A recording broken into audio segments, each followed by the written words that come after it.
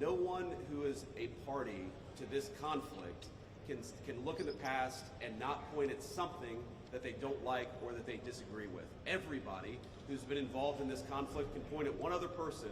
One of these flags can point at another flag and say, we hate that person for various reasons. The way that we're going to get to peace is to focus on the future, which is what the President of the United States has asked us to do. And we think everybody here is very willing to do that and is very eager to engage in that effort. Ma'am.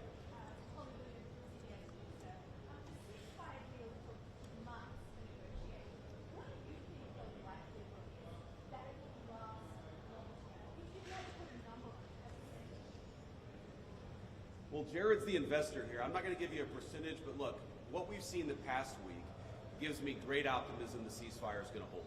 And if we get from where we were a week ago to a long-term, durable peace between Israel and Gaza, there are going to be hills and valleys. There are going to be moments where it looks like things aren't going particularly well. But given that, and given the history of conflict, I think that everybody should be proud of where we are today. It's going to require constant effort. It's going to require constant monitoring and supervision. That's part of the reason that Admiral Cooper and his team is here, is to mediate these disputes, to mediate these disagreements as they come up. But look, right now, I feel very optimistic. Can I say with 100% certainty that it's going to work? No. But you don't do difficult things by only doing what's 100% certain. You do difficult things by what the President of the United States has asked us to do. Sir.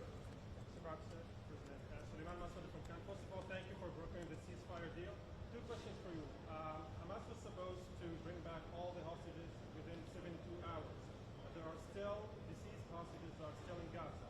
Will you put a deadline for Hamas to bring back all these hostages?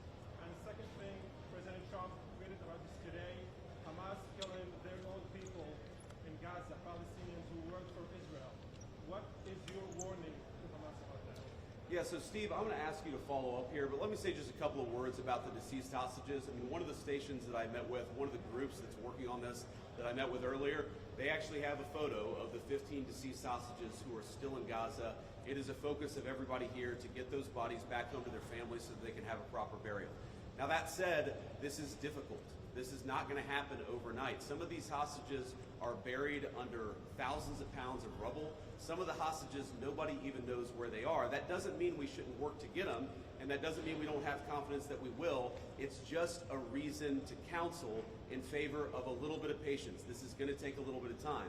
And look, our warning to Hamas is very straightforward. The terms of the 20-point plan that the president put out there is very clear. It's supported not just by Israel, but by all of our Gulf Arab friends.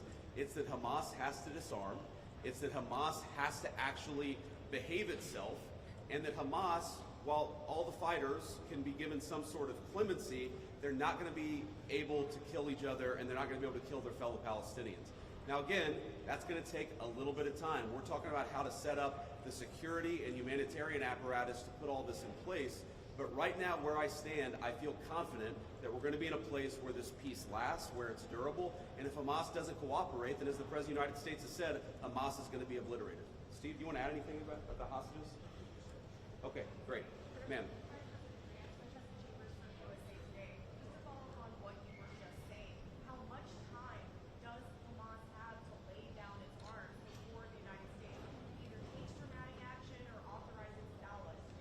Well, look, the president actually put out a truth this morning that I thought was very instructive.